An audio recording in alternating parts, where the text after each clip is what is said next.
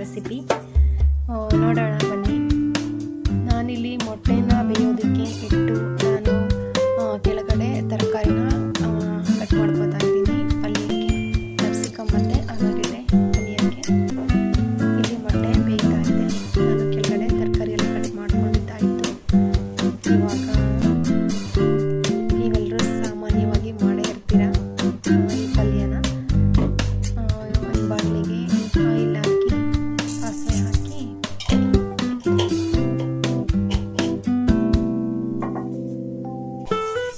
ಈರುಳ್ಳಿ ಹಾಕ್ತಾ ಇದ್ದೀನಿ. ನಾನು ಹಸಿಮೆಣಸಿನಕಾಯಿನ ಹಾಕಿಲ್ಲ, ಖಾರದ ಪುಡಿಯನ್ನು ಹಾಕಿ ಮಾಡೋಣ ಅಂತ ಈರುಳ್ಳಿ ಹಾಕಿ ಫ್ರೈ ಮಾಡಿಕೊಂಡು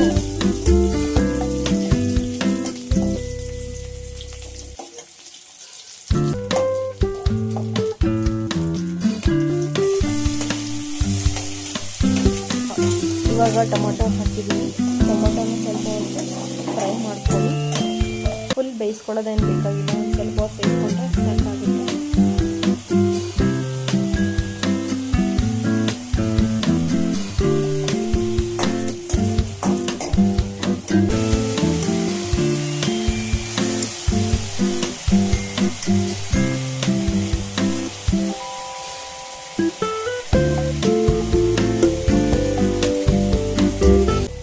ಈಗ ಇದಕ್ಕೆ ಕ್ಯಾಪ್ಸಿಕಮ್ ಒಂದು ಆಲೂಗೆಡ್ಡೆ ಇದ್ದರೆ ಹಸಿ ಬಟಾಣಿ ಅದನ್ನು ಹಾಕ್ಬೋದು, ಚೆನ್ನಾಗಿರುತ್ತೆ.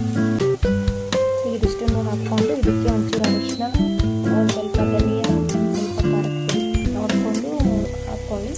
ಎಷ್ಟು ಉಪ್ಪು ಹಾಕ್ಕೊಂಡು ಅದೆಲ್ಲ ನೀಟಾಗಿ ಮಿಕ್ಸ್ ಮಾಡ್ಕೋಬೇಕು. ಮಿಕ್ಸ್ ಮಾಡಿಕೊಂಡು ನಿಮಗೆ ಎಷ್ಟು ಬೇಕೋ ಅಷ್ಟು ನೀರು ಹಾಕ್ಕೊಳ್ಳಿ. ನೀರು ಹಾಕ್ಕೊಂಡು ನಾನಿಲ್ಲಿ ನೀರು ಹಾಕ್ಕೊಂಡು ಬೇಯಿಸ್ತಾ ಇದ್ದೀನಿ, ಸ್ವಲ್ಪ ಗ್ರೇವಿ ಥರ ಇರಲಿ ಅಂತ. ಇದನ್ನೇ ರೈಸಿಗೆ ಸ್ವಲ್ಪ ಗ್ರೇವಿ ಥರ ಮಾಡಿಕೊಂಡ್ರೆ ರೈಸಿಗೆ ಆಗುತ್ತೆ, ಚಪಾತಿ ಜೊತೆಗೆ. ಹಾಗಾಗಿ ಸ್ವಲ್ಪ ನಾನು ನೀರು ಹಾಕಿ ಮಾಡ್ತಾ ಇದ್ದೀನಿ. ಆಮೇಲೆ ಸ್ವಲ್ಪ ಕಾಯಿ ತುರಿನೂ ಹಾಕಿದ್ದೀನಿ. ಕಾಯಿ ತುರಿ ಹಾಕೋದು ಚೆನ್ನಾಗಿರುತ್ತೆ.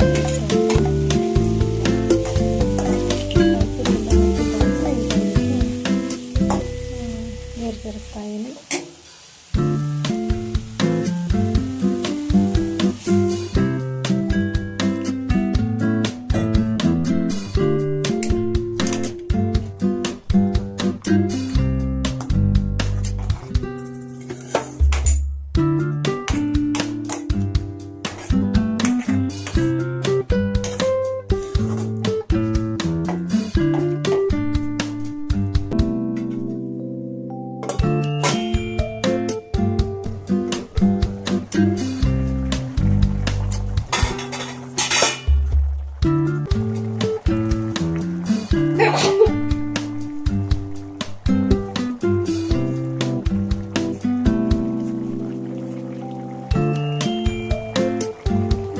ಸ್ವಲ್ಪ ಕೊತ್ತಂಬರಿ ಸೊಪ್ಪು ಆ್ಯಡ್ ಮಾಡ್ತಾ ಇದ್ದೀನಿ. ಒಂದು 10 ನಿಮಿಷ ಇದಕ್ಕೆ ಮುಚ್ಚಿ ಬೇಯೋದಕ್ಕೆ ಇಟ್ಬಿಟ್ಟು ನಾನು ಕೆಳಗಡೆ ಚಪಾತಿನ ಹಾಕ್ಕೋಬೇಕು. ಇದನ್ನು ಬೇಯೋದಕ್ಕೆ ಚಪಾತಿನ ಸೀದಾಗಿ ಕೆಳಗಡೆ ಕೂತ್ಕೋತೀನಿ.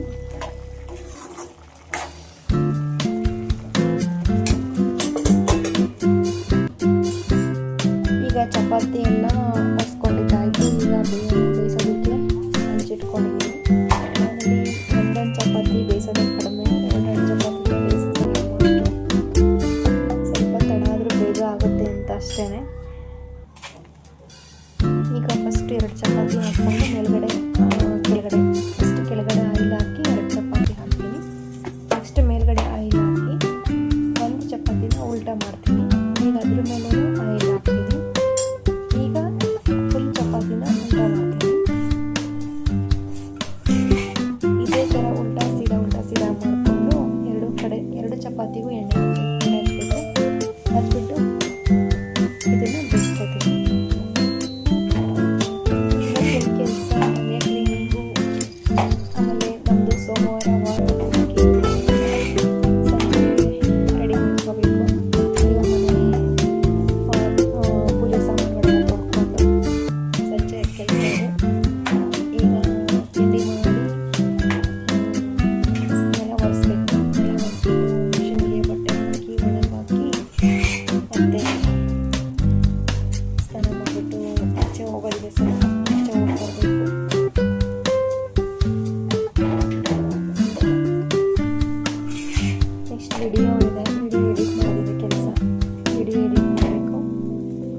ಮೈಸೂರು ಮಾಡಬೇಕು. ಅದೆಷ್ಟು ಕೆಲಸ ಇದೆ ನೋಡಿ.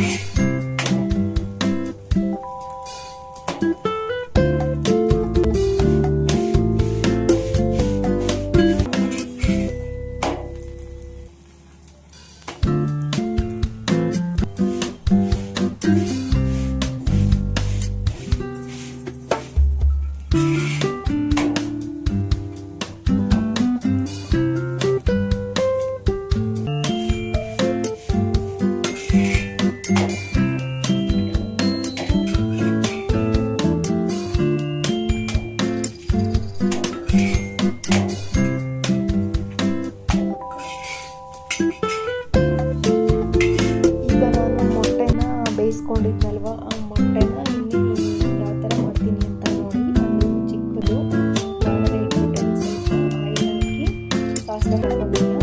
ಇದು ಸ್ವಲ್ಪ ಅರಿಶಿನ ಪುಡಿ, ಸ್ವಲ್ಪ ಖಾರದ ಪುಡಿ, ರುಚಿಗೆ ಎಷ್ಟು ಬೇಕೋ ಅಷ್ಟು ಖಾರ, ಮತ್ತು ಉಪ್ಪು ಎಷ್ಟು ಬೇಕು ನೋಡಿಕೊಂಡು ಹಾಕಿ ಉಪ್ಪು ಖಾರ ಅರಿಶಿನ ಇಷ್ಟು ಹಾಕ್ಬಿಟ್ಟು ಅದನ್ನು ಮಿಕ್ಸ್ ಮಾಡ್ಕೋಬೇಕು. ಸಣ್ಣ ಉರಿ ಇಡಬೇಕು, ತುಂಬ ಸಿಮ್ಮಲ್ಲಿಟ್ಟು ಮಾಡ್ಕೋಬೇಕು. ಖಾರದ ಪುಡಿ ಇದಕ್ಕೆ ನಾನು ಅಂತ ಮಿಕ್ಸ್ ಮಾಡಿಕೊಂಡು ಈಗ ಇದಕ್ಕೆ ಮೊಟ್ಟೆನ ಸಿಪ್ಪೆ ಸುಲಿದ್ಬಿಟ್ಟು ಮಧ್ಯಕ್ಕೆ ಕಟ್ ಮಾಡಿ